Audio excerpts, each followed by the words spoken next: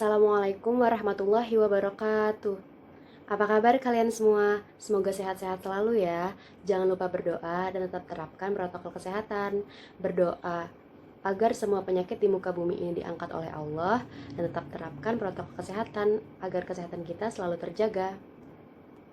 Alangkah baiknya sebelum kita memulai pembelajaran hari ini, kita mulai dengan berdoa bersama-sama. Silahkan ketua kelas, tolong dipimpin teman-temannya. Berdoa selesai. Baik, untuk mengawali pembelajaran hari ini, sebelum kita masuk ke dalam materi, Ibu akan menjelaskan tentang tujuan pembelajaran pada hari ini. Tujuan pembelajaran pada hari ini, yang pertama adalah mengidentifikasi struktur dan jaringan organ pada sistem respirasi manusia, dan yang kedua adalah mengklasifikasikan gangguan pada sistem respirasi manusia. Selanjutnya, Ibu akan melakukan absensi pada kalian satu persatu. Tolong ketika disebutkan namanya, kalian bisa mengangkat tangan kalian. Yang pertama, Aditya Purnama, apakah hadir? Hadir. Farel Dwi Ardiansyah, apakah hadir? Hadir. Putri Purnamasari, apakah hadir? Hadir. Ulfa Duyanti, apakah hadir? Hadir. Baik, setelah terabsensi, kalian semua hadir. Selanjutnya, sebelum kita memasuki materi yang akan Ibu jelaskan pada hari ini, apakah ada yang masih ingat materi yang sebelumnya kita pelajari? Tunjuk tangan, silahkan. Yang masih ingat? Iya, Ulfa, silakan. Iya, betul, tentang sistem pencernaan, yang dimana kita mempelajari tentang bagaimana masuknya makanan ke dalam tubuh kita melalui mulut sampai nantinya dicerna dan sisa-sisa dari makanan sudah tidak dibutuhkan oleh tubuh kita dibuang, seperti itu. Selanjutnya, untuk memulai pembelajaran pada hari ini, Ibu himbau tolong kalian fokus, tetap semangat dan tetap aktif, dan siapkan kertas catatan kalian untuk mencatat poin-poin yang penting. Baik, sebelum kita masuk untuk mengidentifikasi struktur dan jaringan organ pada sistem respirasi, ada baiknya kita mengetahui terlebih dahulu nih, apa itu respirasi? Ada yang bisa bantu menjawab? Tolong angkat tangan. Iya, Adit, silahkan. Apa itu respirasi?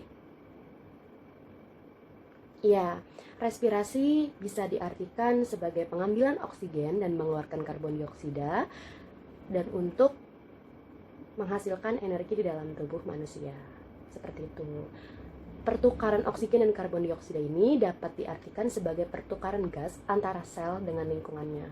Nah, tujuan dari pertukaran oksigen atau respirasi ini adalah untuk mengambil energi dalam bahan makanan. Seperti itu. Selanjutnya dapat kita lihat atau kita perhatikan pada slide ini mengidentifikasi tentang organ-organ atau alat-alat pada sistem respirasi manusia.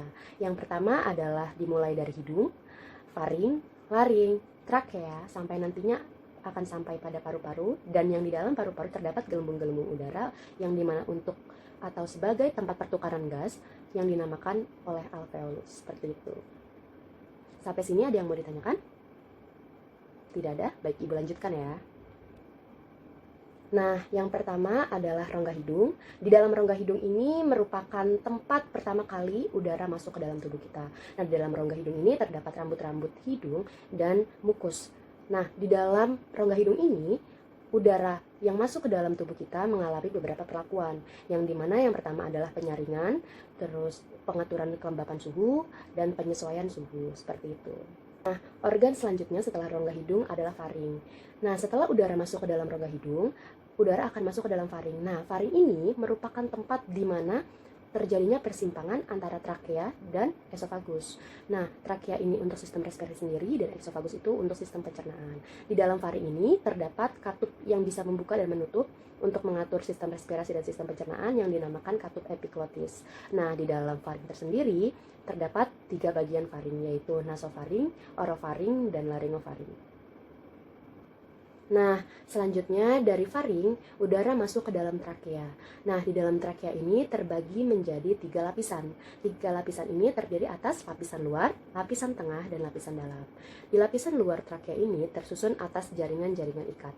Dan selanjutnya, pada lapisan tengah terdiri atas otot potos dan cincin tulang rawan atau cincin cartilago. Dan selanjutnya yang terakhir, pada lapisan terdalam, terdiri atas jaringan epitel yang bersilia dan menghasilkan lendir. Fungsi dari lendir ini adalah untuk menangkap benda-benda asing sebelum udara masuk ke dalam paru-paru, seperti itu. Sampai sini ada yang mau ditanyakan? Masih belum ada? Baik, Ibu lanjutkan ya. Nah, selanjutnya adalah paru-paru. Setelah udara melewati trakea, melewati bronkus dan bronkiolus, udara akan sampai ke dalam paru-paru. Nah, di dalam paru-paru tersendiri memiliki sepasang, yaitu paru-paru kanan dan paru-paru kiri. Nah, paru-paru kanan ini terlihat lebih besar karena paru-paru kanan ini memiliki 3 gelambir, sedangkan paru-paru kiri memiliki 2 gelambir. Nah, pada paru-paru ini memiliki atau dilingkupi oleh selaput paru-paru yang bernama pleura. Nah, di dalam paru-paru sendiri terdapat gelembung-gelembung udara yang berfungsi sebagai pertukaran gas atau oksigen yang dinamakan alveolus. Nah, ternyata setelah kita identifikasi, dalam alveolus ini ternyata dilingkupi oleh kapiler-kapiler darah. Untuk apa kapiler-kapiler ini? Kapiler-kapiler ini berfungsi untuk adanya atau memungkinkannya pertukaran gas secara difusi seperti itu. Baik, selanjutnya Ibu akan membagi kalian menjadi 4 kelompok besar, dan setelah itu Ibu akan membagikan lembar kerja untuk kalian secara berkelompok. Selanjutnya, kalian ini nanti akan Ibu berikan tayangan atau beberapa tayangan yang bisa kalian identifikasi dan kalian kerjakan di lembar kerja tersebut. Gambar yang Ibu tayangkan adalah gambar kebakaran hutan, dan lebih tepatnya kebakaran hutan yang terjadi di Indonesia.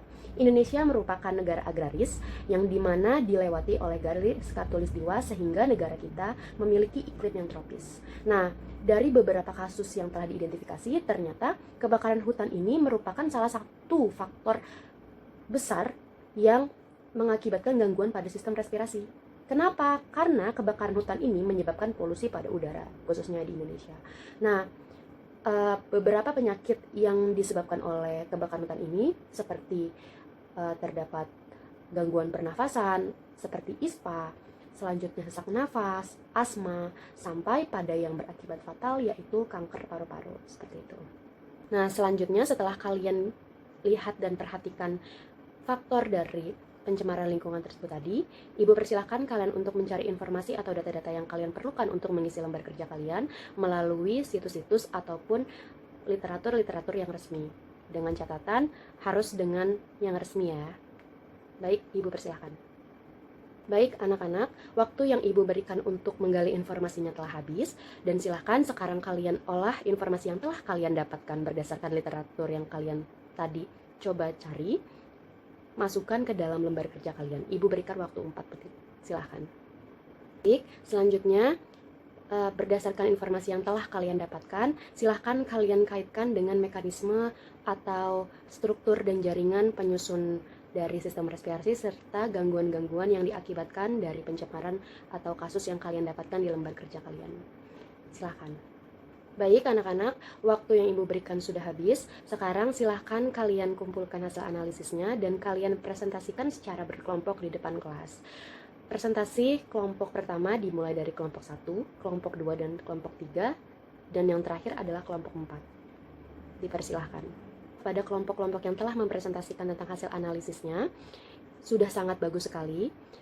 Dari presentasi tersebut, kita dapat mengetahui bahwasannya polusi udara sangat mempengaruhi sekali terhadap respirasi pada manusia sendiri. Nah, polusi-polusi udara itu menimbulkan gangguan-gangguan pada organ-organ kita. Seperti tadi, ada kanker paru-paru, ada sesak nafas, dan lain-lainnya. Nah, selanjutnya kita akan melakukan tes tertulis. Ibu akan memberikan kalian soal. Tes tertulis yang Ibu berikan merupakan soal-soal berisikan hasil-hasil analisis yang telah kalian presentasikan tersebut.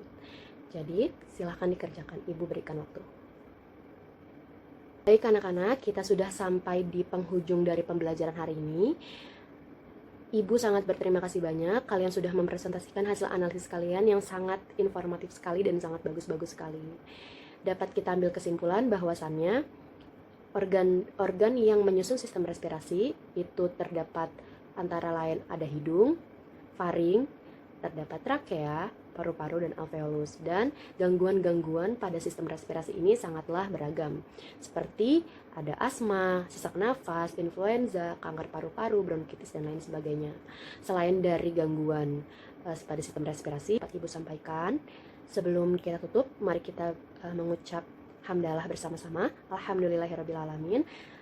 Sekian dari Ibu, kurang lebihnya mohon maaf. Wassalamualaikum warahmatullahi wabarakatuh.